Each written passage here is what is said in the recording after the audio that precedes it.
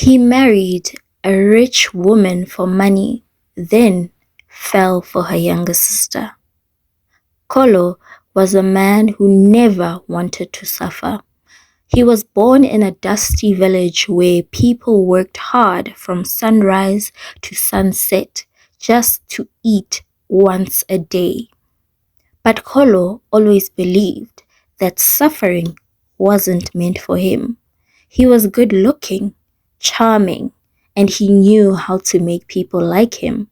From a young age, he decided he would use those gifts to get out of poverty by any means. He never wanted to till the land like his father or carry firewood like his brothers. No, Kolo wanted soft clothes, meat on his plate, and for people to call him Sir. He had seen rich men in town, the ones who wore gold watches and walked like the ground belonged to them. That was the life he wanted. Not through hard work, but through strategy. And then, one day he saw his opportunity. Her name was Manda. She was known all over the district because her late father had been the biggest cocoa trader in the region. When he died, he left everything to Manda: land, houses, workers, livestock, and money. Manda was in her early 30s, childless and unmarried. She had spent years in the city learning how to manage her family's wealth. But after her father passed, she returned to the village to settle and run the business. Manda wasn't the most beautiful woman in the village, but she carried herself like someone who knew her worth. She dressed well, spoke with confidence, and never begged for anyone's approval. Most men avoided her because they didn't think that they could match her level. But not Kolo. In fact, that's exactly why he went after her. Kolo began showing up wherever Manda went. If she passed through the market, he just happened to be there. If she went to check on her farms, he offered to carry her bag. He complimented her gently, made her laugh, and spoke with the kind of respect that made her feel safe. Manda, who had spent many years alone, found comfort in his attention. Kolo acted like he loved her deeply and said all the right things, never rushed her, and slowly earned her trust. After 8 months of courtship, Manda agreed to marry him. The wedding was grand. Manda paid for everything. There were musicians, dancers, food from 5 different towns, and guests from all over. Kolo's family had never dreamed of such wealth. They praised him as the luckiest man alive. But Kolo didn't feel lucky.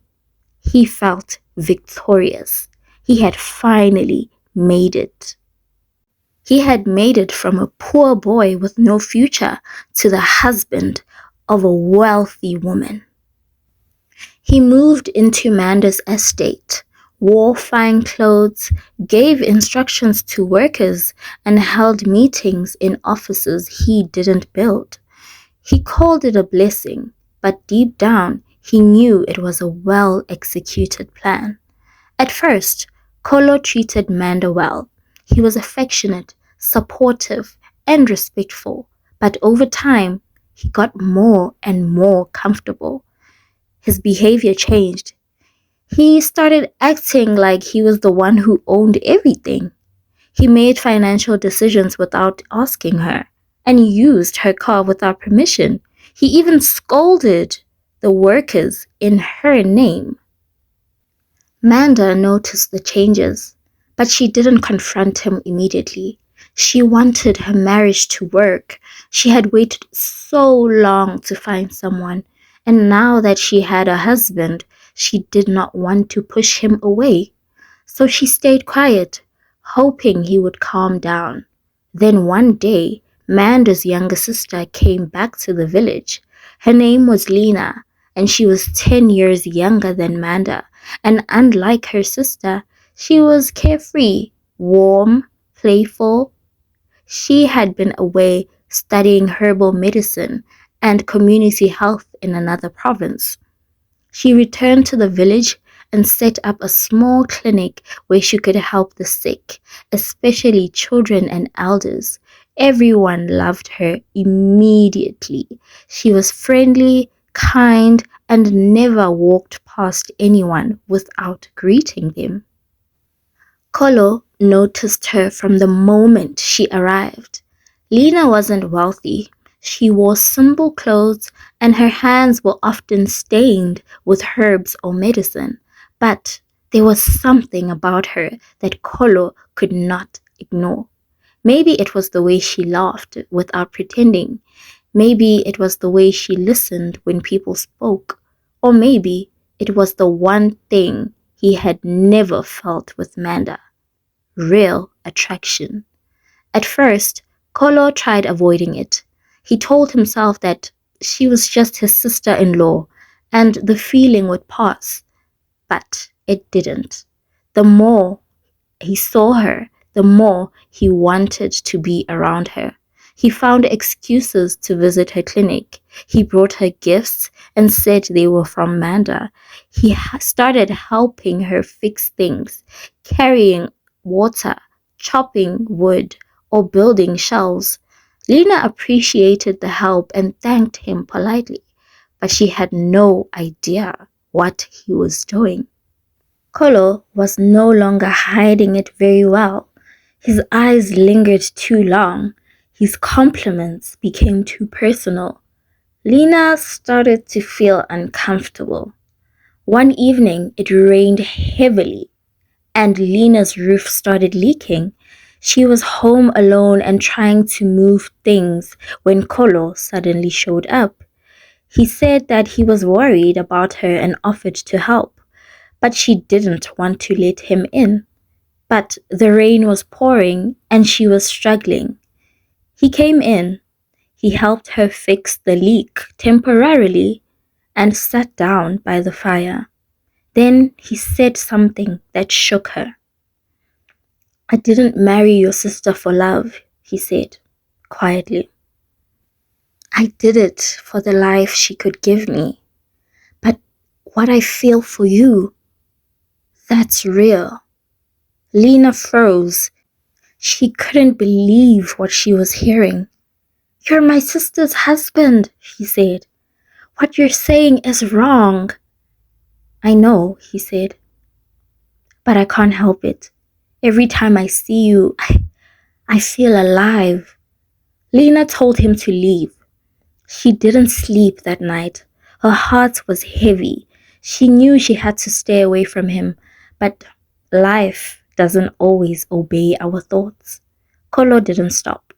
He kept coming around. He apologized, said he would never cross that line again, but then he did it anyway. Lena tried to shut him out, but his words stayed with her. Slowly, against her better judgment, she began to feel something for him too. She hated herself for it, but it was there. And then one evening, under the trees behind the clinic, it happened. They kissed. Just once. And that one mistake opened the door to many more. They began a secret affair. Kolo promised he would leave Manda. He said they would start a new life. Lena believed him. She thought that if they confessed, things would be repaired. But Kolo did not confess. He kept pretending in front of Manda while sneaking away to see Lena. Then, one day, Manda found a letter. It was a note Kolo had written to Lena but forgot to burn. Manda read every word, and her heart broke. She had given this man everything: her love, her trust, her life, and he had been lying to her this whole time. Worse, he had betrayed her with her own sister. Manda didn't scream. She didn't cry. She didn't tell anyone right away. She waited. She watched them for 2 weeks. She confirmed everything. Then she acted. She called a family meeting. Elders, aunties, uncles, and close friends were invited. Kolo and Lena were forced to sit before everyone. Manda stood in front of them and said, "I brought this man into my home. I gave him a name, a future, and a place in my heart. And he repaid me with betrayal, not just with anyone, but my own blood." No one spoke. The silence was heavy. Manda turned to Lena and said, "I raised you like my own child. I defended you when you made mistakes. I opened my home to you. And this is how you thank me?" Lena was crying, but Manda didn't care. She turned to Kolo. "As of today, you are nothing to me. I release you from my house and my wealth. You will return to where you come from with nothing." The elders supported her decision. Kolo begged. He got on his knees and said he was sorry. But Manda had made up her mind. She left the room with her head held high.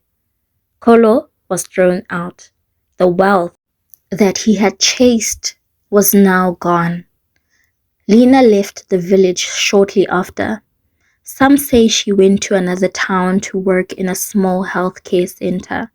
She never married, but Manda, she grew even stronger. She took full control of her business and never let another man live under her roof. People respected her more than ever. They called her Mama Manda, the woman who was betrayed but never broken. And that is how the man who married for money lost everything when he fell for someone he should have never touched. The end. If you like the story, please like and subscribe to our channel so that we can grow and continue to make more stories such as this. Until next time.